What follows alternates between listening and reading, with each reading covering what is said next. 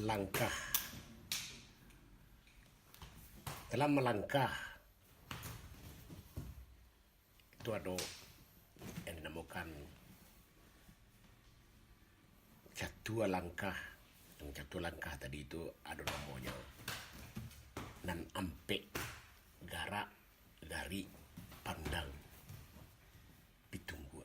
Nah, pitunggua tadi itu namakan orang kini kok kuda-kuda atau juga kudo-kudo seperti kudo-kudo rumah ya. Itu adalah fondamen.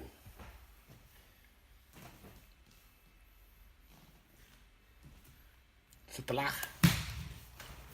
melangkah mulai main tangko atau main gayuang bagalui, itulah dipunokan nanampe tadi berubahnya cie gara para luyo gari para lubana pandang nan rancak ke arah yang kedua.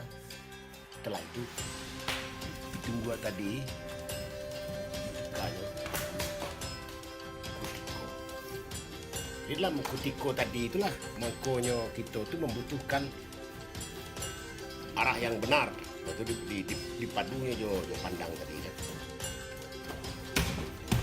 Dan dipadunya jo gari nama bau gerakan tadi.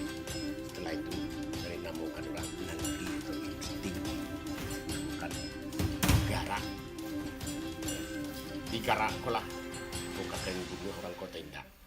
Jadi beda juga langkah jo pelangkah.